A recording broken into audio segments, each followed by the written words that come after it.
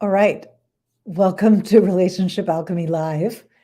There's a little issue with LinkedIn, which is why I was delayed in saying hi. Today, we're going to talk about asking for what you want without shame.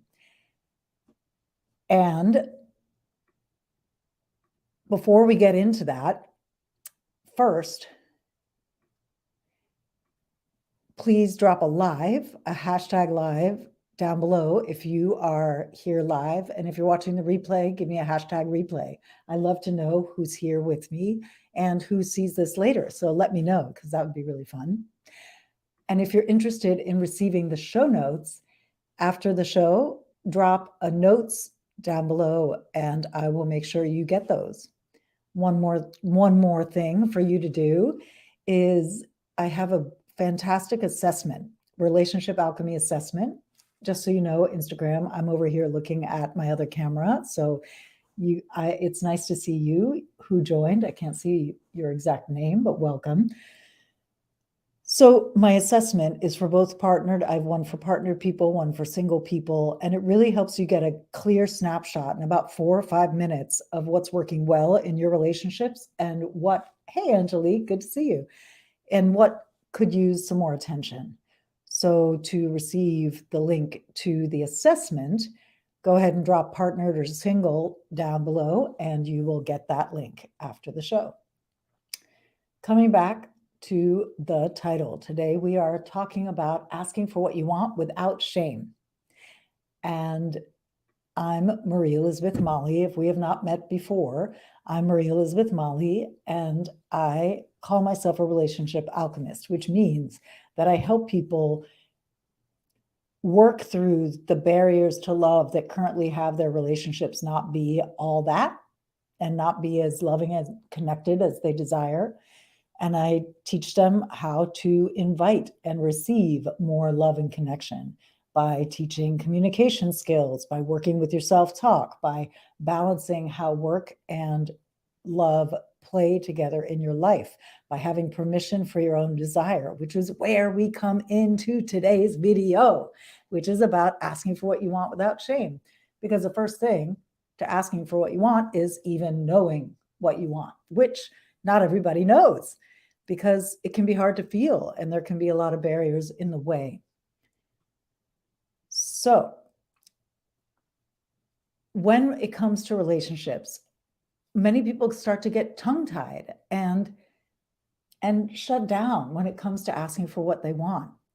So it's important to be clear about what you want in your relationships.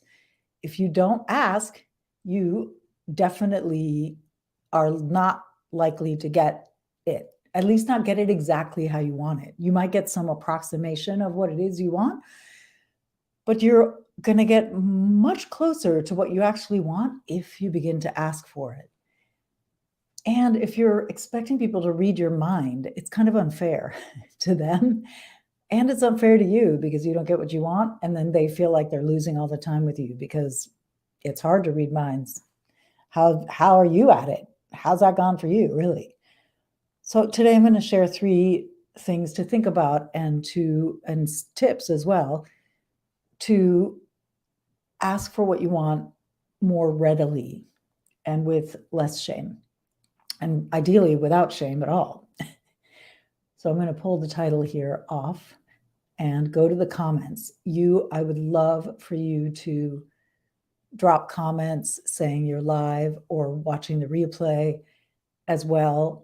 If you want the notes, drop the word notes. If you want to take my assessment, drop the word partnered or single down below, and I will get that to you. And just drop comments with your nuggets and your takeaways and what's hitting. I'd like to know. The first thing to think about is really, why are we so ashamed? So many of us. There are people who do not have a hard time asking for what you want. I'm actually not speaking to you in this video. The people I'm speaking to in this video tend to have a harder time receiving, harder time asking for help, harder time asking for support, and a harder time asking for what you want. Maybe you were raised to be a giver and it was not okay to receive or take in your family. Maybe you were punished or shamed, literally, for wanting things that were outside the bounds of what your family or culture or religion or education deemed acceptable. Shame is a learned thing, and it comes out of being raised with a punitive system that's designed to control us by having us fear punishment and fear being ostracized if we do something wrong. It's a whole system that has been perpetuated to keep folks in line. So it's no wonder that it can be hard to ask for what you want without shame, because shame permeates everything in our culture and how we relate to one another, because we use it to punish, we use it to keep people in line and obey the rules. And it runs deep for all the reasons I just said. So the first piece about learning to ask for what you want without shame is to recognize that shame is the soup we swim in. It has us feel less than, so that we'll buy shit, right? Knowing that, don't be ashamed for having shame. There's a way that we can pile shame on top of shame. Oh, what's wrong with me? I can't believe I don't know how to ask for what I want. Well, it's just not surprising. From my perspective, it's not surprising. So have compassion. If you notice that there's a spot of shame around something you want to ask for or something you want, be gentle with yourself. Be compassionate with yourself. Recognize that you grew up likely swimming in a soup of shame. It's probably how you were controlled and taught to behave. So it's no accident, and it's no wonder that it's there. So just step one, be kind to yourself, recognize shame when it's there, and keep it moving. Step two is to first get clear about what you actually want. Many of us are not clear about what we want.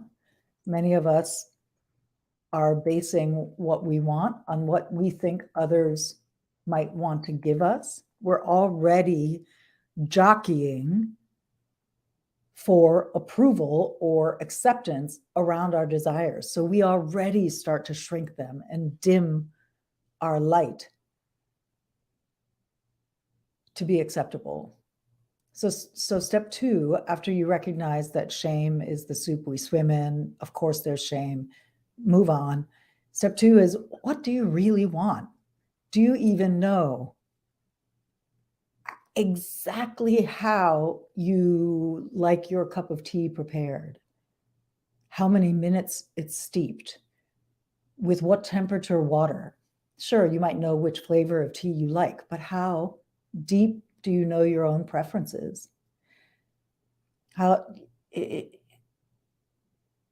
many of your preferences are based on what you were taught to want, how you were taught to want it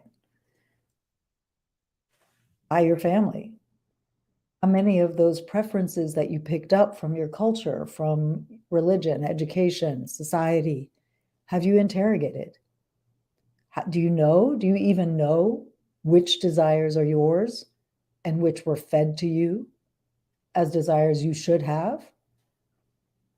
That's the second place. Once you recognize shame is the ground of being that many of us exist in. I mean, not the true ground of being. I mean, the personality's ground of being, to be clear, for those of us who speak about such things. And then get clear about what you actually want, how you want specific desires to be met. Step three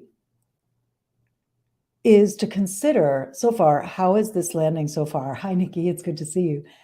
How is this landing so far? I'm curious what you're taking away. Drop it in the chat. Let me know. Step three is to consider that it's a gift to others to be clear and direct about what you want. It's actually kind of unfair to expect people to read your mind and then punish them when they get it wrong. whether it's covert or overt punishment. You know, it might be covert. You might withdraw a little bit. You might shrink. You might, that kind of, you let people know they kind of didn't get it right without actually saying, no, that's not how I like it. Please do this other thing. I prefer it like that. It's a gift to be clear and direct. Consider that. Our shame would have us believe that it's better to be indirect. It's better to hint. It's better to hope that somebody gets it. That's the shame talking. The gift to others is actually to be clear and precise, and then super appreciative when they get it right. That's the other, I'm going to add this in. It actually wasn't in here, but I'm going to say be appreciative when people get it right. And then I'm typing it in so I don't forget when I recap. So the fifth thing to consider around asking for what you want without shame is to be precise about what you want, how you want it, when you want it, by all those aspects, and then stick around to negotiate. It's not about being a tyrant. It's not about being, you know, my way or the highway or some shit like that. No. But you don't, what I see all the time is this shrinking of the desire, or this calculation that many of us do. Well, if I ask for this, can I get that? Maybe I should ask for this other thing instead, because I bet I could get that. That calculation is like 1,000 tiny paper cuts to your self-regard,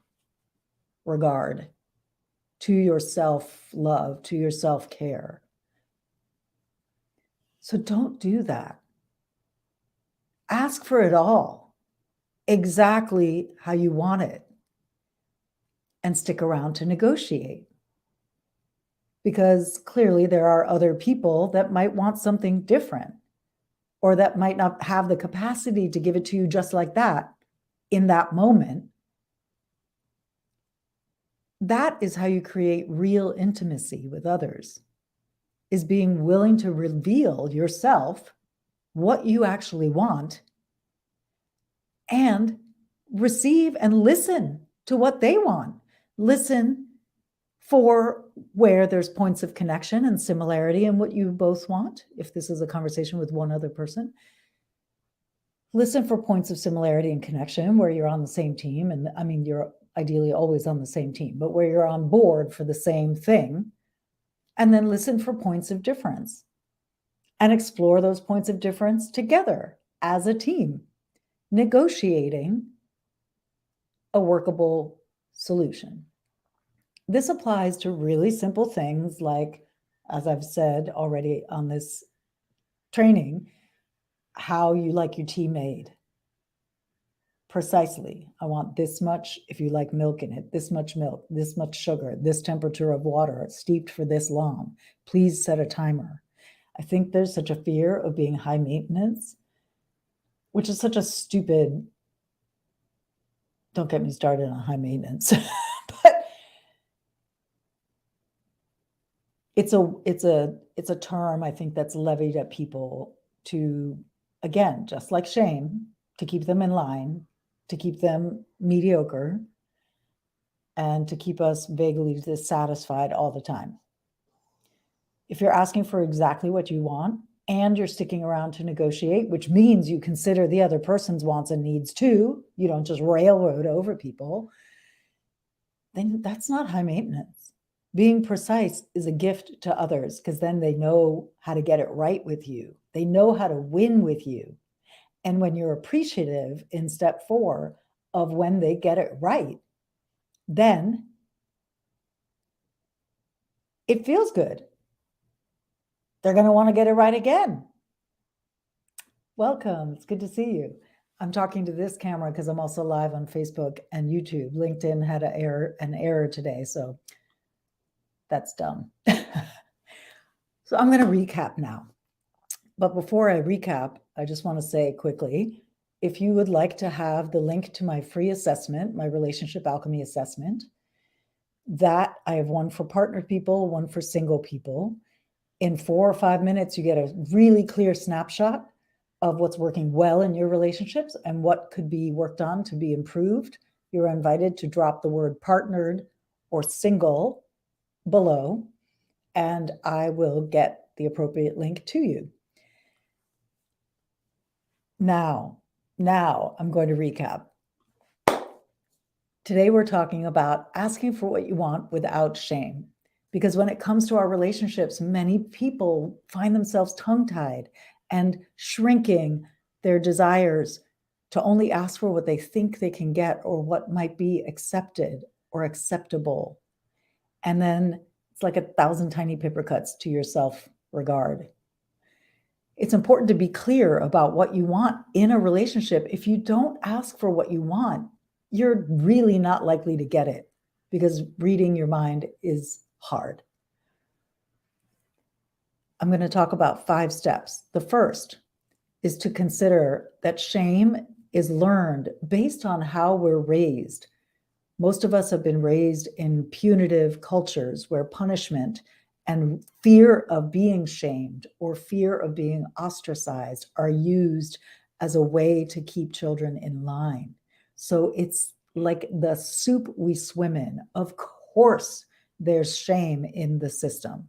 So the first thing is to be compassionate with yourself when you recognize that you have shame about something, because you were probably corralled into obedience and submission using that tool.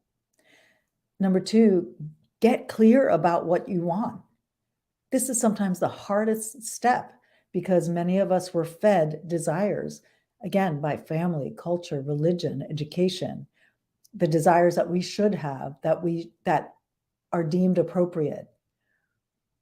So many of us don't actually know what our own individual desires are, especially if they fall outside the bounds of what we've been taught is okay. It can be hard to discern.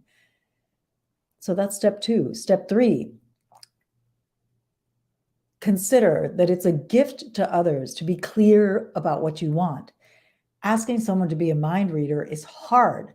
And then the kind of subtle ways of letting them know they didn't get it right, showing your disappointment, things like that are painful. Whereas if you're clear and direct about what you want, it makes it easier for other people to opt into that or to say no. But if you are hinting or not being direct, it just makes it so much harder for somebody to win with you. And this leads us to step 4. When somebody does win with you, be appreciative, be grateful, show them your delight. It feels good to win with someone and get it right and do something that has them feel good and be happy. So show that. And step 5 is to be very precise with what you want. Ask for exactly what you want and stick around to negotiate. It's not a one-way street. It's not my way or the highway. It's here's exactly how I want it. If that differs from how the other person wants it, then talk about the points of difference and work it out. But don't hold back what you want to avoid that conversation. I'm Marie Elizabeth Molly, your relationship alchemist. Today we've been talking about asking for what you want without shame. And until next time, remember that a great relationship starts with you.